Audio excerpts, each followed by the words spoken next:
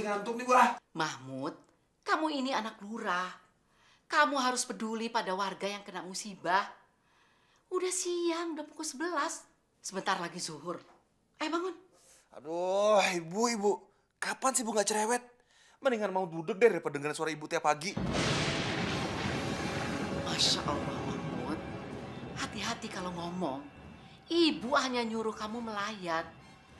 Kamu nggak boleh mengucapkan kata-kata seperti itu. Pak Mali.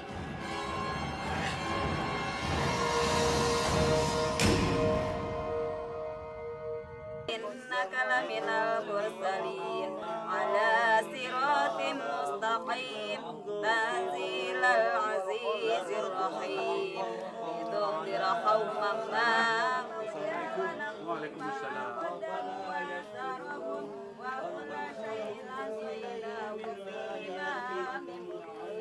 واضرب لهم مثلا السحاب القرية إذ جاء وكل شيء أنزلناه في إمام مبين واضرب لهم مثلا Masya Allah.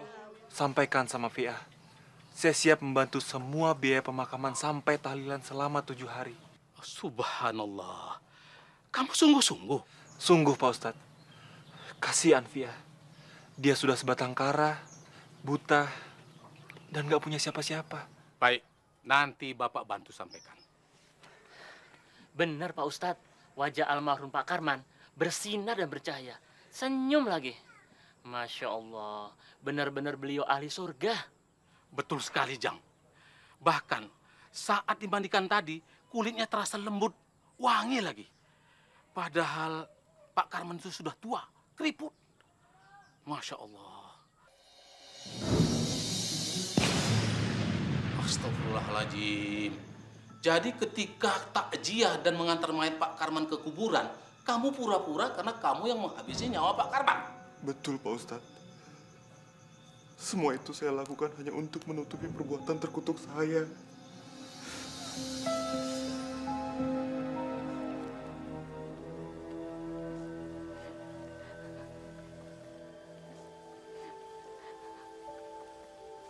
Sudahlah, Piah. Insya Allah Pak Karman diterima di sisi Allah. Bapakmu tuh orang yang sangat baik.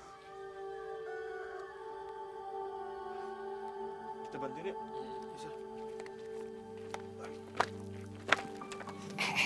Lihat juragan Mahmud. Kelihatannya dia udah sadar ya. Tuh, lihat aja dia yang turun ke liang lahat. Semoga sudah berubah, Bu.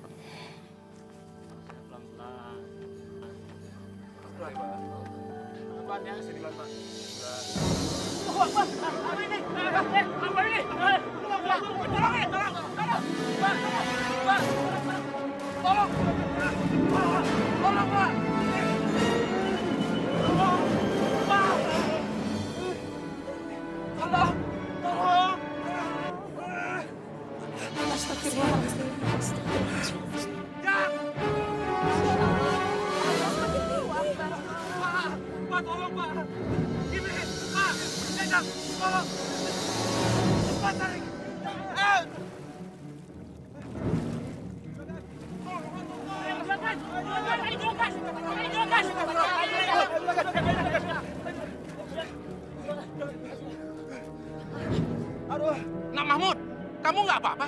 sakit nih. Telingaku sakit banget. Aduh. Juragan, gimana nih Juragan? Pak Ustadz, Era surut kembali. Allahu Akbar. Subhanallah. Walhamdulillah. Aduh. Telingaku sakit nih. Sabar Juragan. Mari kita kuburkan kembali jenazah Pak Karman.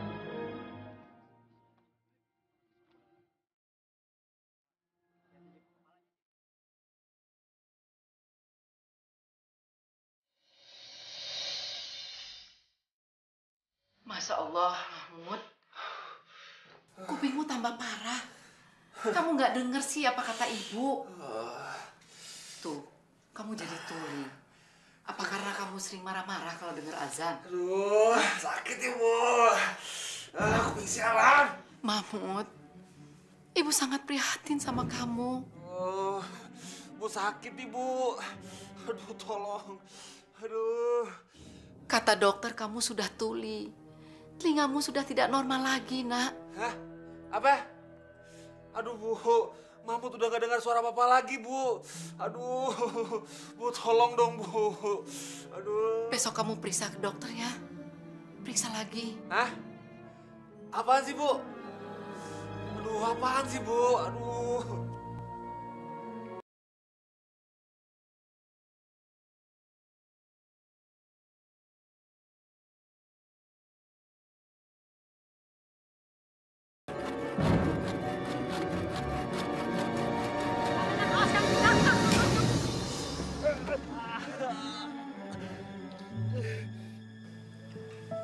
Sudah siap saya buka perbannya. Sabar ya, nanti kalau terjadi sesuatu pada penglihatanmu. Ya Allah, mudah-mudahan nggak terjadi apa-apa ya, Dok. Bismillahirrahmanirrahim.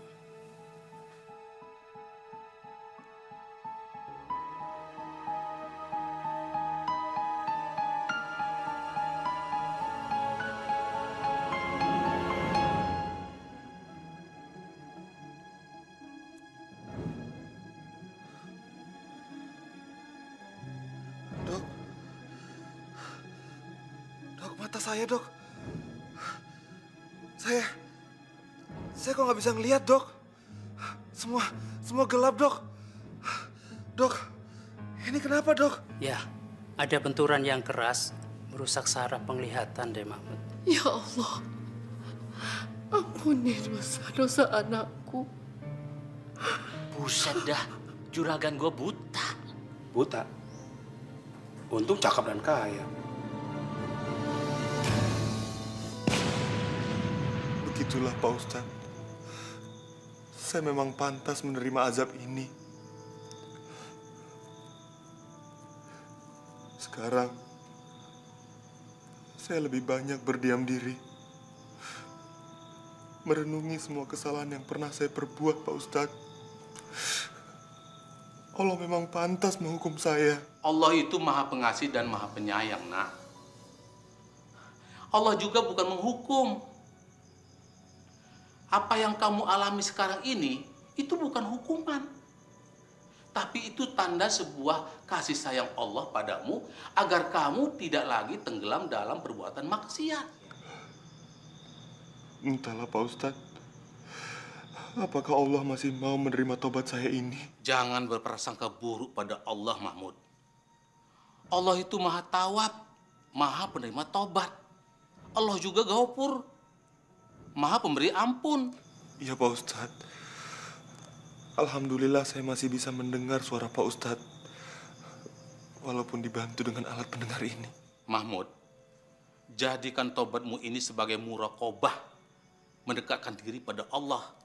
Semoga Allah senantiasa mencurahkan taufik dan hidayah kepada kita semua. Tapi ingat, bagaimanapun juga, kamu harus tetap menyelesaikan urusanmu secara hablum minan nas. Maksud Pak Ustadz? Kamu harus minta maaf pada Pia. Karena dia belum tahu kalau bapaknya meninggal karena perbuatanmu. Iya, Pak Ustadz. Saya juga siap menjalani proses secara hukum. Apapun akan saya lakukan demi menyempurnakan tobat saya ini. Saya akan menjawab segala yang pernah saya lakukan. Maha suci Allah yang telah membuka hati hamba-hambanya. Nanti setelah duha, kamu Bapak antar untuk minta maaf kepada Pia.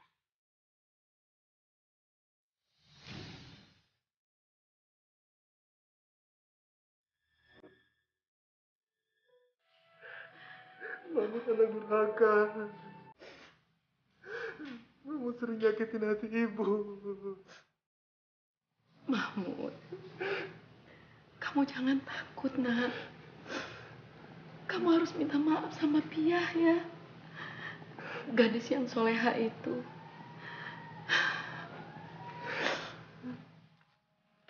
Assalamualaikum. Waalaikumsalam. Bagaimana Mahmud? Kamu sudah siap? Insya Allah, saya sudah siap, Pak Ustadz.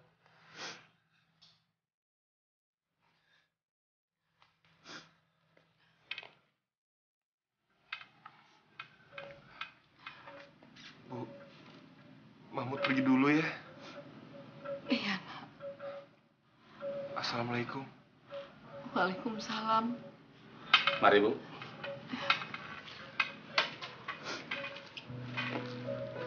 Ya Allah, ampunilah dosa-dosa anakku dan kembalikan dia menjadi anak yang soleh. Ibu siap kehilangan kamu, Nak. Andai kamu harus di penjara. Ibu sudah ikhlas, Nak. Ikhlas lillah ta'ala.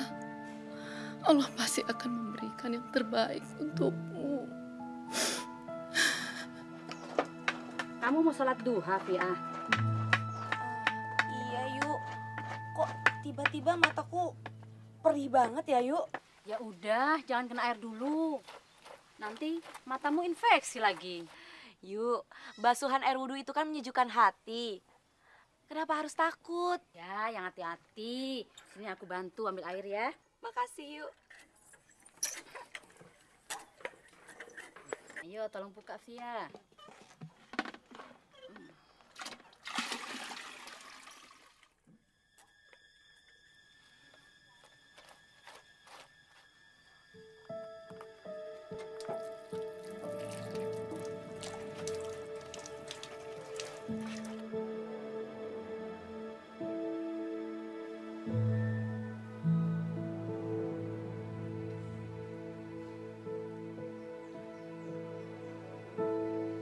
Kenapa, Fiah? Matamu sakit? Nggak apa-apa, Yuk. Aku mau sholat dulu ya, Yuk. Assalamualaikum, Yuk. Waalaikumsalam.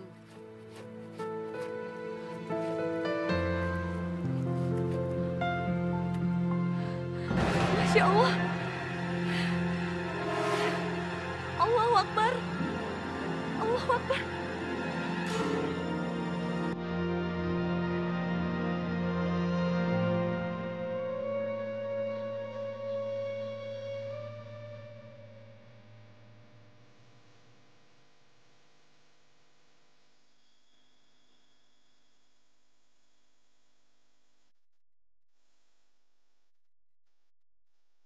Masya Allah. Ya Allah yang maha memberi penglihatan. Alhamdulillah. Alhamdulillah aku bisa melihat lagi ya Allah. Alhamdulillah. Terima kasih ya Allah. Assalamualaikum. Waalaikumsalam. Pak Ustadz. Ya. Pak Ustadz. Ada apa ini, Pia? Ada apa? Pak Ustadz, Fia bisa melihat lagi. Subhanallah. Kamu bilang apa, Pia? Iya, mata Fia tiba-tiba bisa melihat lagi. Alhamdulillah. Ini salah satu bentuk kuasa Allah, Pia. Belasan tahun kamu tidak bisa melihat. Kini dengan izin Allah, kamu bisa kembali disembuhkan. Semua ini karena keistiqomahanmu. Keikhlasan kamu dalam menerima ketentuan Allah. Iya, Pak Ustadz. Andai saja Bapak tahu, Bapak pasti sangat bahagia.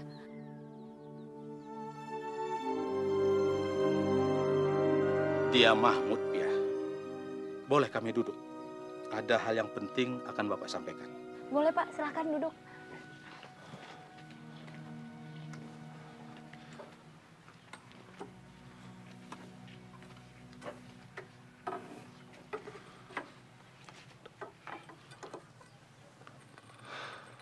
Saya datang ke sini mau minta maaf sama kamu, Fia.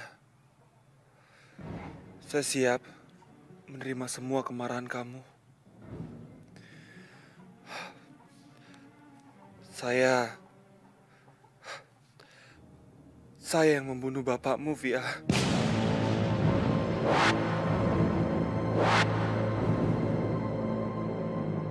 Ya Allah. Maafkan aku, Fia. Subhanallah. Subhanallah. Nak Mahmud ini ingin bertobat di jalan Allah. Dia ingin memulai babak baru. Tapi kalau Nak Fiah mau melaporkan ke polisi, Mahmud siap menerima apapun hukumannya. Beri saya waktu, Pak Ustadz. Beri saya waktu.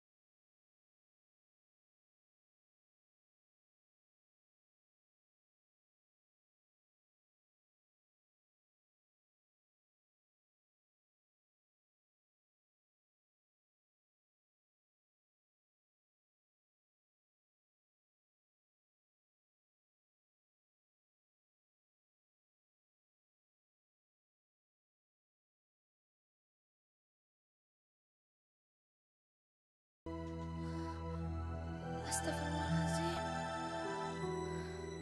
Allahu Akbar, Allahu Akbar, Allahu Akbar,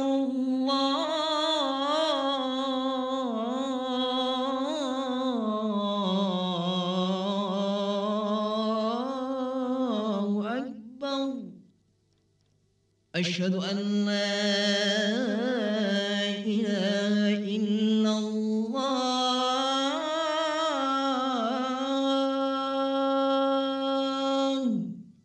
Asyhadu an la ilaha illallah.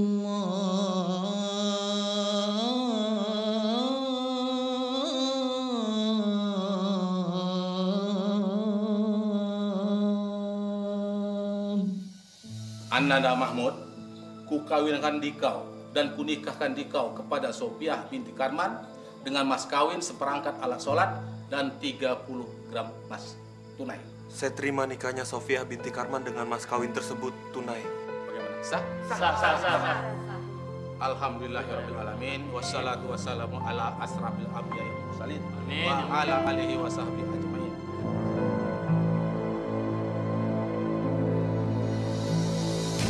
Nah pemirsa, Anda sudah menyaksikan bukan tadi? Masya Allah. Mahmud begitu menghina orang miskin, begitu menghina Karman yang buta. Padahal dalam hadis dikatakan orang yang kehilangan dua matanya akan mendapatkan dua surga. Satu mata, satu surga. Dan pemirsa, dalam hadis juga dikatakan seorang muazin yang taat, yang soleh, yang takwa pada Allah, dia tidak akan dihisab di yaumil kiamah. Masya Allah. Mahmud tidak tahu soal itu. Mahmud menghina dan menghina Karman. Akhirnya Karman dibunuh. Pemirsa, tapi di dalam surat As-Sajdah ayat 21, Allah berfirman, Allah menurunkan azab yang dekat. Azab yang dekat supaya dia kembali. Tujuan Allah sebelum azab yang besar tadi, azab yang lebih besar, diturunkan azab yang dekat, tujuannya supaya orang kembali ke jalan yang benar. Dan ternyata azab yang dekat tadi telah merubah Mahmud. Alhamdulillah, Mahmud berubah. Azab yang dekat itu pada orang-orang beriman, orang-orang Islam, supaya kita kembali ke jalan yang benar. Jadi jangan diam kalau kita dapat azab yang dekat. Kalau orang beriman berbuat salah akan turun azab yang dekat supaya dia kembali. Tapi pemirsa, jangan ngiri kalian. Di surat Al-Imran 196, kenapa sih kalau orang kafir bisa berpura-pura, Anda bisa cungkir balik seenaknya, nggak sholat, nggak puasa, kok dibiarkan terus oleh Allah? Betul. Itu memang betul. Orang kafir di surat Al-Imran 196, kamu jangan ngiri kata Allah. Dengan orang-orang kafir yang ada di negerimu ini, sepak terjang mereka, bermabuk-mabuk, dia bisnis, nggak sholat, main perempuan, jangan ngiri. di ayat 197-nya. Aku hanya berikan kesenangan pada mereka sementara di dunia. Dan tempat kembali mereka adalah neraka jahanam. Sementara di 198, sementara kita hamba yang takwa, tempat kembali adalah surga. Nah, pemirsa, ini pelajaran buat kita bukan? Jangan sampai apa yang diberikan Allah kepada kita ini membuat kita ingkar, membuat kita mungkar. Nikmat yang diberikan kepada Allah itu selalu akan diminta pertanggungjawaban di yaumil kiamah nanti. Jadi insya Allah kisah Mahmud, kisah Karman ini akan buat kita sadar siapa yang sedang diuji, siapa yang sedang di atas. Jangan sampai lupa diri. Ingat, inna adzabi lasyadid. Wassalamualaikum warahmatullahi wabarakatuh. Bersujudlah kepada Allah Tuhan Pencipta. Jangan sampai ketinggalan update terbaru dari MVP Entertainment ID dengan subscribe atau klik tanda lonceng di bagian kanan.